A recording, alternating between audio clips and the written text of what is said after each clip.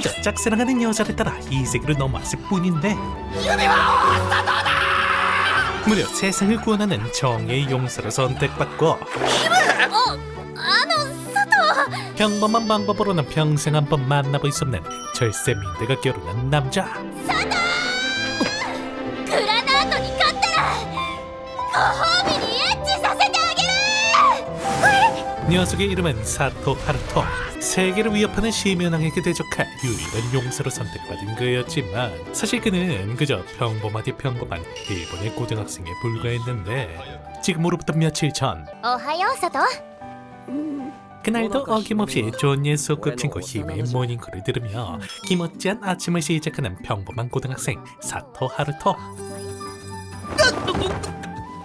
姫ってさ高校になってから変わったよな。 이 요망하디 요망한 팍스렌에 비해 찌질하이 찌질한 소심남이었던 그는 어릴 적부터 가족처럼 지내온 그녀를 몰래 짝사랑하고 있었는데 この指輪はね、将来結婚する人にあげる大事なものなんだ。大きくなったら私と結婚してくれる？ 하지만 あげないよ。大事なものだからね。 어떤 이유에선지 미묘한 선을 계속해서 긋는 그녀의 행동은 사토의 마음을 하루도 편할 날이 없도록 만들었으니 お前さいつまでも今みたいなのが続くと思うなよ。 그렇게 친구의 조언을 듣고 연인인 듯 연인 아닌 연인 같은 애매한 사이를 끝내고자 로맨틱한 고백을 하려는 그였지만 ねえ佐藤、ずっと黙ってて言えなかったことがあるんだけど。なんだこれってもしかして。引っ越すことになったの。 그런 사토에게 갑작스런 이별을 고해오는 힘에 おじいちゃんの故郷に帰ることになった。遠いところなんだ。そんな。 그렇게 끝내 자신의 마음을 전하지 못하고 집으로 돌아와 후회에 잠긴 그였는데 그런데 그 순간 산속에서 발광하는 정체모를 불빛과 함께 돌아온 과거의 기억. 宇宙人、女の子。 그렇게 과거의 기억을 떠올린 그는 서둘러 산속으로 향하기 시작했고 역시나 예상대로 차원의 문을 넘으려는 그녀를 막아서는 사토였지만 私ね、結婚するんだ。 그녀는 자신이 결혼할 거란 얘기만 남긴 채 호련히 사라져버렸으니 俺は何のためにここに来た。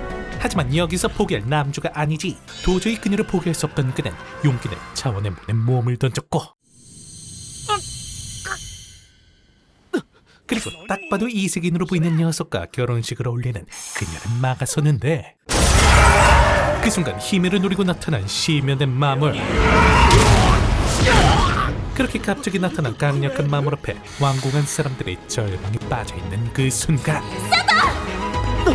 힘에가 날린 찐한 키스와 동시에 힘을 각성하는 사토였으니 よくわかんねえけどこうすればいいんだ。 그리고는 각성한 반지의 힘으로 난입한 마물 녀석을 단칼에 베어버리는 사토였죠. おはよう佐藤。ここ大夫婦の寝室。夫婦。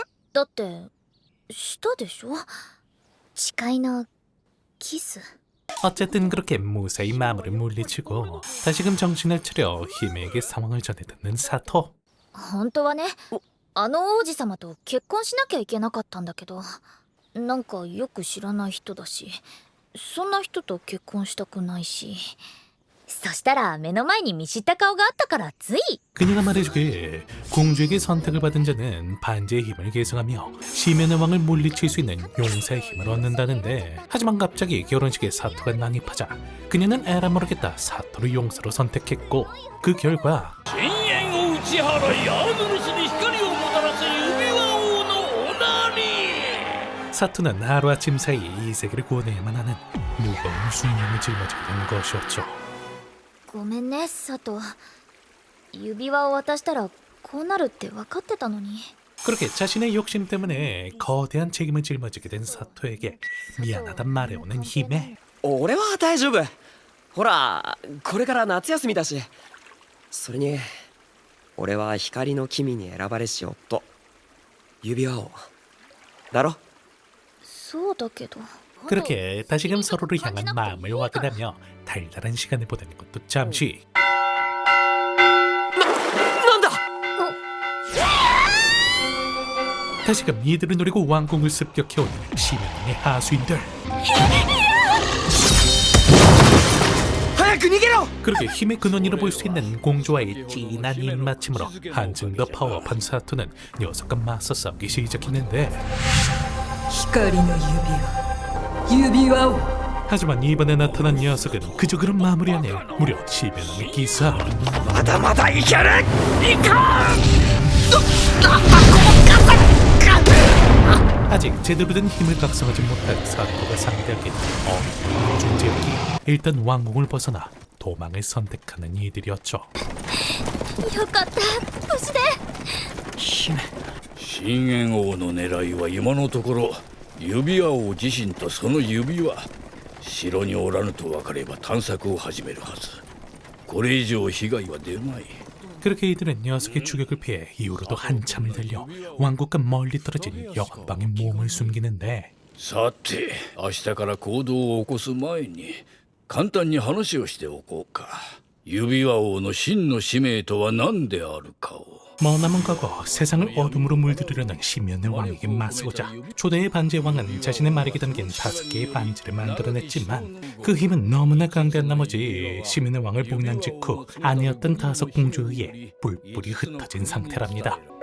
そして今信玄王は復活しその力を取り戻しつつある指輪王の使命とは再び5人の姫から5つの指輪を受け取りその力でもって信玄王を封じること 그리고 그 말은 즉슨 사토는 필연적으로 나머지 4명의 공주와도 결혼을 해야만 한다는 것이었고, 거기에 당연 마음이 싱숭생숭하는 힘애였으니 気にすることないよ。結婚なんて形だけなんだから。いや俺は佐藤？ 심지어 자신 때문에 온몸에 멍이 들어버린 사토를 바라보며 복잡한 심경에 빠진 그녀였지만 俺は姫が好きだ友達としてじゃなくちゃんと好きだ 어릴 적부터 함께 지내오며 그녀의 변화를 진작에 눈치챘던 사토는 그동안 말 못한 진심을 전하며 덕분에 둘의 사이는 더욱더 각별하게 변해갔죠. 私はそのお嫁さんになる覚悟はできてるから。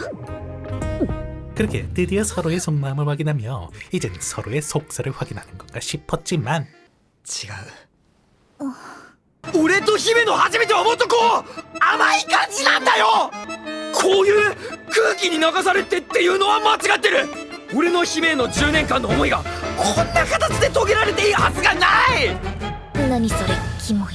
어쨌든 다음날 なんじゃあれから何もせんかったのかつまらんの 어젯밤 뜬 눈으로 밤을 지새운 이들은 첫 번째 목적지인 엘프 마을로 발걸음을 옮기는데,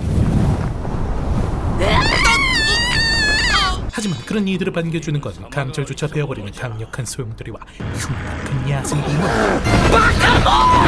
野生生物に無警戒に近づくやつがあるか森のクマさんは十分危険だよすみません 그래도 어찌저찌 엘프의 도움으로 말 안에 안착한 이들은 그 길로 곧장 공주에게 향하게 되었으니 あれ誰もいな玉座の後ろ。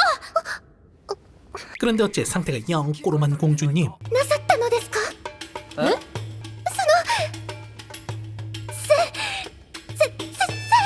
この子いきなり何を？ 심지어 문제는 여기서 끝이 아니었는데 何をする 난데없이 사토를 감옥에 가둬버린 공주의 오빠이자 이 나라의 국왕 녀석. 俺なんか悪いことしましたかね 알고 보니 중증 시사꾼이었던 녀석은 아직 54살밖에 안 된 어린 동생이 걱정된 나머지 결혼을 막기 위해 사토를 강금했던 것이었는데, ここは一つ兄として妹の成長を温かく見守ってやるべきだろう。兄、ほんの80年ほどだ。 덕분에 벌써 사흘 동안이나 깜빵에 갇혀있는 사토였지만 指輪を 이번엔 웬 요염한 엘프 누님이 나타나 그런 사토를 어디론가 인도했죠. さあ着いたぞ。ここが風の神殿、風の指輪のありかだ。指輪そう、あれが力の指輪の一つ、風のレガリア、ネフリティスに受け継がれるべきだったもの。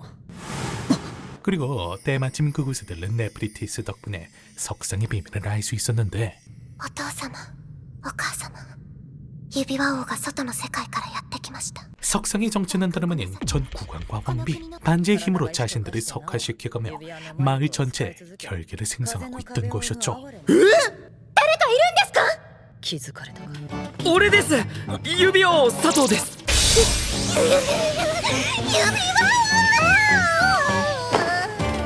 그렇게 일단은 공주를 데리고 몸을 숨기는 이들이었고 使命を果たせ。指輪を手にしろ。 싸가지 없는 국왕과는 반대로 사토의 편을 들어주는 엘프 누님 덕분에 공주와 둘만의 시간을 가지게 되는데 あのさ、俺そんなに怖い。 평생을 세장 속에 갇혀지는 바람에 바깥 세상에 대한 막역한 두려움을 갖고 있음과 동시에 エルフはいますか指輪王様の世界に 남주가 살던 이 세계에 대한 호기심으로 가득 차 있는 네프리티스. 閉じこもりの姫君なんて言うからさ、もっと嫌悪感があるのかと。 하지만 워낙에 소심한 성격 탓에 오빠에게 반항 한번 못해본 수동적인 자신이 한없이 원망스러운 그녀였지만 俺だってそんなもんだよ。好きな人と離れたくなくてこっちに来ちゃっただけだからさ。 애초에 사토 또한 평범한 고등학생에 불과할 뿐 그런 사토가 격려의 말을 건네주니 자신도 모르는 사이 마음의 벽을 허문 그녀였죠. ネフリティス、そこにいるのは分かっている。 어쨌든 그렇게 사토의 격려로 용기가 생긴 네프리티스는 뒤늦게 찾아온 국왕에게 처음으로 자신의 뜻을 비력해보지만 ネフリティス、私はお前の意志を問うているのではない。お前は父と母の思いを裏切るつもりか。 양아치 같은 국왕 녀석이 부모님을 언급하자 결국 뜻을 굽히는 그녀였죠.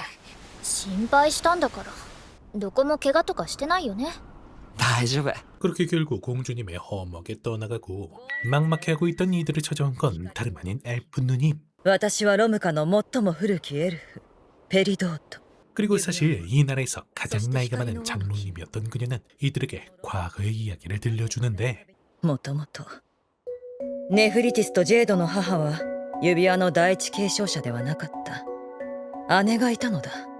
指輪を外に出さぬため、指輪を守り継ぐため、里の者から婿を迎えるのがエルフの姫の習わし。しかし姉姫は旅人に恋をしてしまった。 과거 인간과 사랑에 빠져 엘프들의 공분을 산 전 엘프 공주.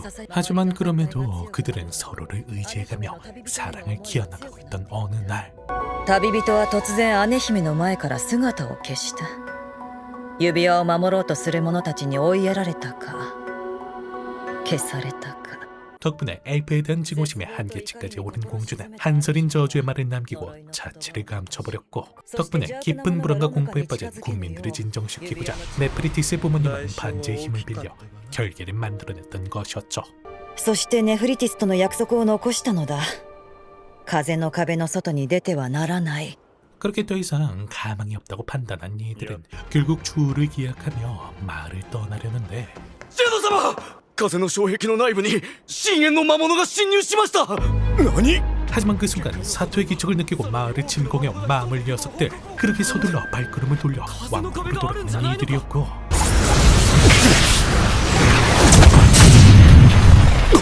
그 사이 고군분투해준 국왕 녀석 덕분에 늦지않게 도착하긴 했지만 もう少しいけると思ったんだけどな。 그렇게 서둘러 헬프 공주를 찾아가 설득을 시작하는 힘에 お願い佐藤と結婚して 겉으론 내색하진 않았지만 속으로는 별다른 도움이 되지 못한다는 사실에 자괴감에 빠져있던 그녀. でもだからこそあなたはみんなを守れるのあの時の私とは違う 하지만 그럼에도 타인을 위해 목숨을 바치고 있는 사토를 위해서 마음속에 품고 있던 자존심을 내려놓고 간절히 부탁하자 결국 다시 한번 용기를 내어주는 엘프 공주였으니 姫、ネフリティス。何を？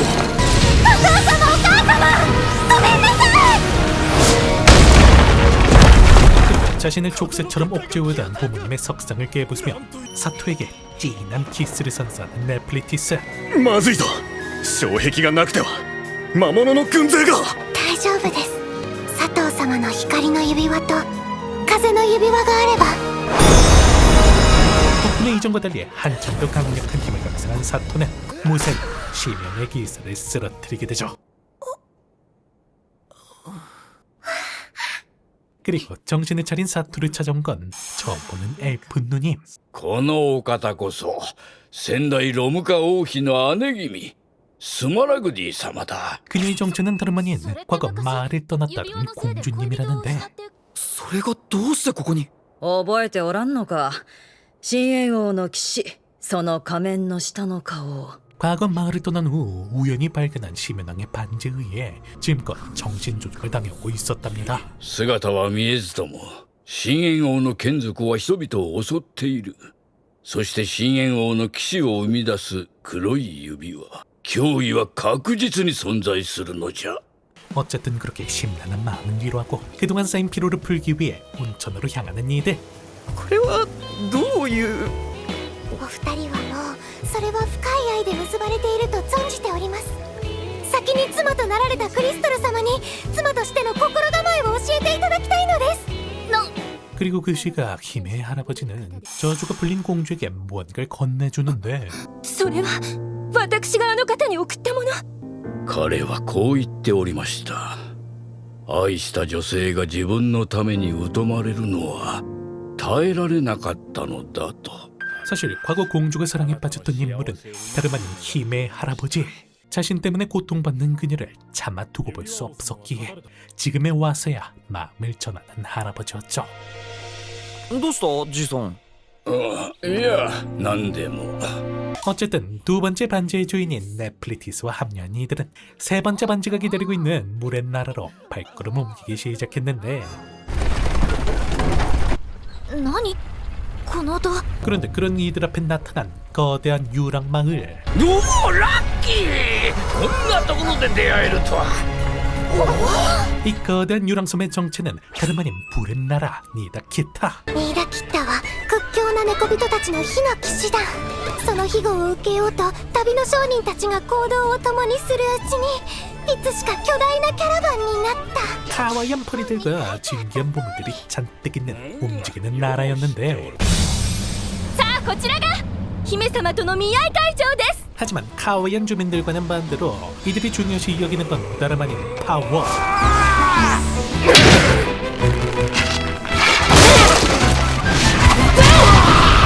그리고 이들의 세 번째 목표이자 묘인들의 수장인 세 번째 공주는 お前指輪王か。試す。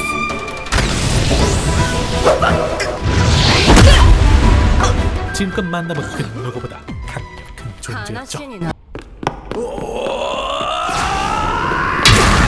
그렇게 다음날부터 특훈에 들어가는 사토. 火の姫の夫となる者は強き者でなくてはならない。しかし困ったことに姫様には国中の男誰一人としてかなわなかった。そこで世界中すべての種族から姫様との見合い相手を募ることにしたのだ。 물론 검술로는 어린 반푼어치도 없겠지만 반지에 깃든 힘을 사용한다면 그나마 승산이 있었기에 마음 단단히 먹는 그였는데 サート、姫か。お疲れだね。今日はもう終わいや、ちょっと休憩。午後からはじいさんが魔法を教えてくれるってさ。 하지만 아직도 숙명을 짊어지게 한 죄책감이 남아있는 건지 그런 사토의 노력이 걱정되는 힘에 り？佐藤は5人のお姫様と結婚して指輪を集める。それで指輪の力をしっかり使ってくれれば十分。指輪の強さは絆の力。それは私がちゃんと頑張るから。 물론 한가워하는 사토는 당연 문제없다는 듯 히메를 안심시키긴 했지만 姫様？佐藤と言ったな。私のことはグラナートでいい。どうだ、ずいぶん疲れも取れただろう。 그런 싱숭생숭한 사토에게 한 가지 제안을 건네오는 공주. 私も今日は見合いで疲れた。挑んでくるのは武君しか頭にないつまらんやつばかり。実のところもう飽き飽きしている。指輪王に従うのは指輪の姫としての責務。手を貸してやるのもやぶさかではない。 그건 바로 다 맞선 결투에서 일부러 져주겠다는 것이었으니 手加減なんて必要ない。俺は本気で行くからな。ではせいぜい頑張ることだな。 자가연 자존심에 제대로 스크래치 긁힌 사토는 무사히 그녀를 쓰러뜨리고 세 번째 아내로 맞을 수 있을지. 어디서나 볼 수 있는 흔한 작품이지만 역시나 언제 먹어도 맛있는 이색의 판타지 애니메이션. 스토리나 적화가 뛰어나진 않아도 로맨스 코미디와 이색의 용사물을 한꺼번에 즐길 수 있는 짬짜말 같은 느낌이오니 관심 있으신 분들은 결혼 반지 이야기 한 번쯤 보시는 걸 추천드리며 다음번 리뷰가 돌아오는 그날까지 행복만 가득하시길. 그럼 이만.